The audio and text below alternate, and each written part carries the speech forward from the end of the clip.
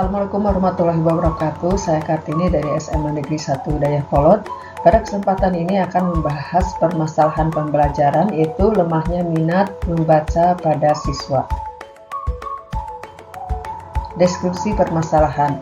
Permasalahan yang ditemui adalah masih banyaknya siswa yang malas untuk membaca, terutama membaca buku pelajaran. Faktor-faktor yang menyebabkan lemahnya minat baca pada siswa. Pertama adalah faktor mudahnya memperoleh informasi yang instan. Jika dahulu untuk memperoleh informasi, baik dalam mengerjakan tugas, seorang siswa harus membaca buku atau minimal pergi ke perpustakaan guna mendapatkan informasi yang diharapkan.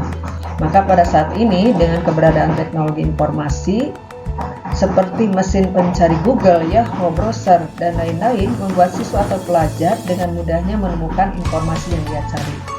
Kondisi yang serba instan tersebut bisa membangun pola pikir atau mindset dalam diri siswa untuk mengandalkan keberadaan mesin pencari tersebut, sehingga membuat minat untuk belajar atau membaca menjadi menurun.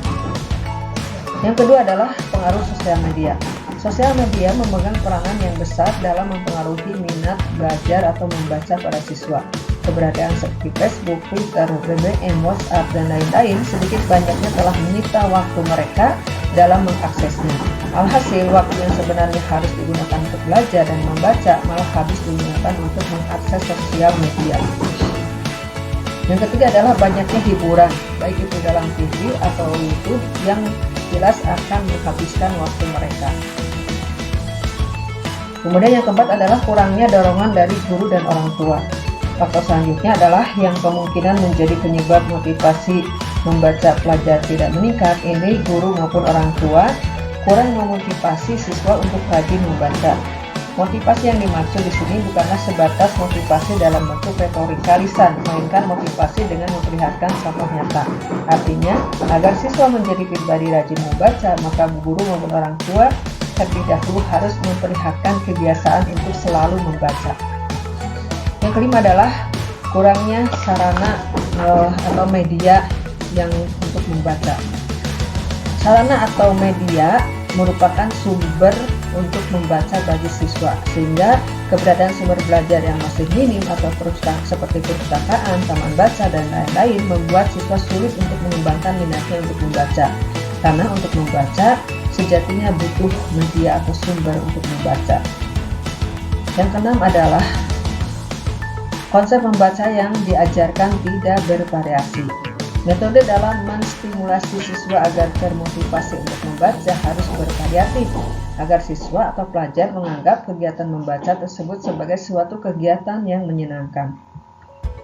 Kemudian yang faktor yang ketujuh adalah pengaruh pergaulan yang kurang positif. Salah satu hal yang kita ketahui bersama bahwasanya sebagian besar pelajar atau siswa saat ini mulai terpengaruh pergaulan bebas, sehingga satu sama lain mulai meniru, dan tidak sedikit pergaulan bebas tersebut mengarah ke hal yang negatif.